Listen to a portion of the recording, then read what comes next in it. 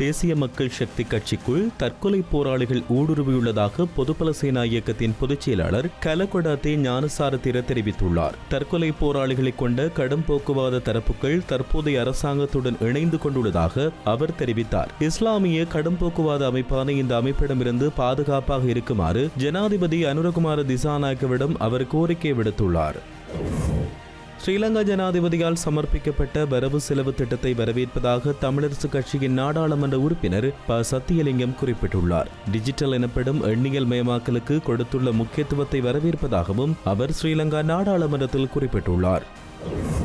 Royal park கொலை வழக்கில் பாதிக்கப்பட்டவர்களுக்கு வழங்கப்பட்ட இழப்பீட்டை செலுத்த தவறியதற்கான காரணத்தை கூறுமாறு ஸ்ரீலங்கா முன்னாள் ஜனாதிபதி மைத்ரிபால சிறிசேனவுக்கு உச்சநீதிமன்றம் இன்று அறிவித்தல் அனுப்பியுள்ளது. ரோயல் பார்க் கொலை வழக்கில் மரண தண்டனை விதிக்கப்பட்ட யூட் ஸ்ரமந்த ஜெயமகாவுக்கு வழங்கப்பட்ட ஜனாதிபதி மன்னிப்பு இடைநிறுத்தப்பட்டதை தொடர்ந்து பாதிக்கப்பட்ட தரப்பிற்கு 1 மில்லியன் ரூபாய் இழப்பீடு வழங்க வேண்டும் என்ற நீதிமன்றம் உத்தரவிட்டது. இந்நிலையில் அவருக்கு தண்டனை வழங்காமல் இருப்பதற்குரிய காரணத்தை ஏப்ரல் 29ஆம் தேதி நீதிமன்றத்தில் முன்னிலையாகி சமர்ப்பிக்குமாறு முன்னாள் ஜனாதிபதி மைத்ரிபால சிறிசேனவுக்கு உச்ச நீதிமன்றம் அறிவித்துள்ளது.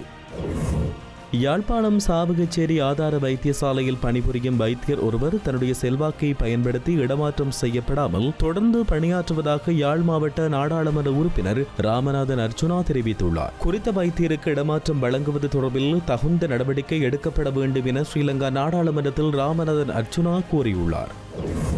இலங்கையில் இடம்பெறவுள்ள உள்ளூராட்சி தேர்தலில் 1,55,976 புதிய வாக்காளர்கள் வாக்களிக்க தகுதி பெற்றுள்ளதாக தேர்தல் ஆணையம் தெரிவித்துள்ளது. கடந்த வருடம் நடைபெற்ற நாடாளுமன்ற தேர்தல் மற்றும் ஜனாதிபதி தேர்தலுக்கு தகுதி பெற்ற வாக்காளர்களுக்கு மேலதிகமாக இந்த புதிய வாக்காளர்கள் வாக்களிக்க தகுதி பெற்றுள்ளதாக தேர்தல் ஆணையம் தெரிவித்துள்ளது. புதிய வாக்காளர்கள் 2024 அக்டோபர் 1 மற்றும் 2025 பிப்ரவரி 1 ஆகிய தேதிகளில் சான்றளிக்கப்பட்ட வாக்காளர் பட்டியலில் சேர்க்கப்பட்டுள்ளனர். உள்ளூராட்சி மன்ற தேர்தலுக்கான கண்காணிப்பு நடவடிக்கைகள் 17ஆம் தேதி முதல் ஆரம்பிக்கப்படும் என பெப்ரல் அமைப்பு தெரிவித்துள்ளது. மாவட்ட ஒருங்கிணைப்பாளர்களோடு கலந்து ஆலோசித்து அதற்கான முதல்கட்ட திட்டங்கள் தயாரிக்கப்பட்டுள்ளதாக பெப்ரல் அமைப்பின் நிர்வாக பணிப்பாளர் ரோஹண கெட்டியாராய்ச்சி தெரிவித்தார். பெப்ரல் அமைப்பின் முறைப்பாடுகள் பிரிவை நிறுவ திட்டமிட்டுள்ளதாகவும் ரோஹண கெட்டியாராய்ச்சி தெரிவித்துள்ளார். யாழ் மாவட்ட நாடாளுமன்ற உறுப்பினர் ராமநாதன் அர்ச்சுனாவை வைத்தியசாலைக்கு அனுப்பி அவரின் மூளையை பரிசோதிக்குமாறு மட்டக்களப்பு மாவட்ட நாடாளுமன்ற உறுப்பினர் MLAM ஹிஸ்புல்லாஹ் தெரிவித்தார். முஸ்லிம்களின் மனதை புண்படும்படி அவர் கருத்து வெளியிட்டுள்ளதாகவும் அவர் கூறியுள்ளார்.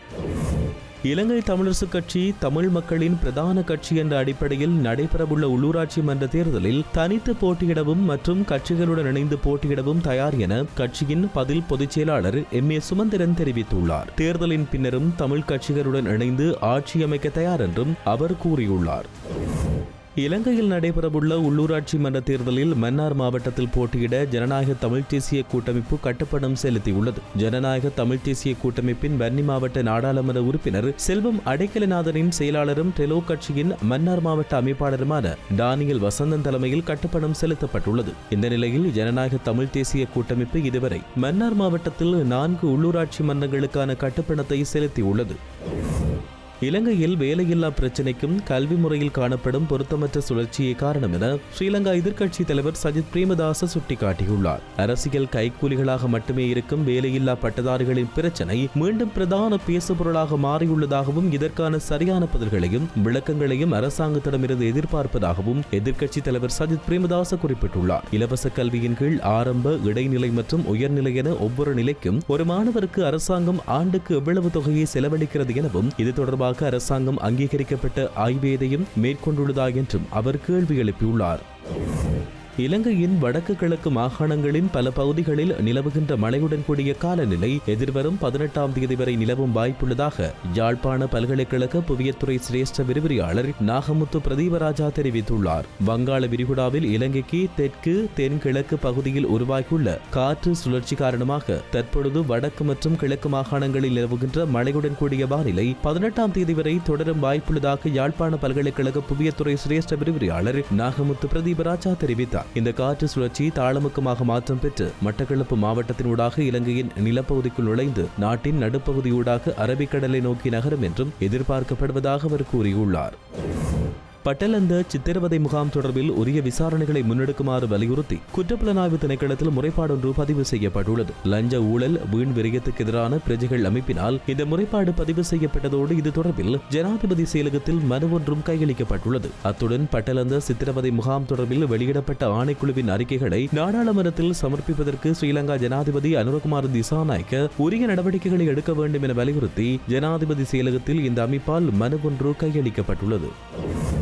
திருகோணமலை மேல் நீதிமன்ற நீதிபதி அன்னலிங்கம் பிரேமசங்கர் கொழும்பு மேன்முறையீட்டு நீதிமன்ற நீதியரசராக இன்று பதவியேற்க உள்ளார். கண்டி மேல் நீதிபதி சுமுது பிரேமச்சந்திரா, கொழும்பு வர்த்தக மேல் நீதிமன்ற நீதிபதி கே பிரியந்த பெர்னாண்டோ மற்றும் திருகோணமலை மேல் நீதிமன்ற நீதிபதி அன்னலிங்கம் பிரேமச்சங்கர் ஆகிய மூவருமே இன்று ஜனாதிபதி முன்னிலையில் மேன்முறையீட்டு நீதிமன்ற நீதியரசர்களாக பதவியேற்கின்றனர். யாழ்ப்பாணம், வவுனியா, திருகோணமலை மற்றும் மட்டக்களப்பு ஆகிய மாவட்டங்களில் நீதவான், மாவட்ட நீதிபதி மற்றும் மேல் நீதிமன்ற நீதிபதியாக அன்னலிங்கம் பிரேமச்சங்கர் சுமார் 28 ஆண்டுகள் நீதி சேவையில் கடமையாற்றியுள்ளார்.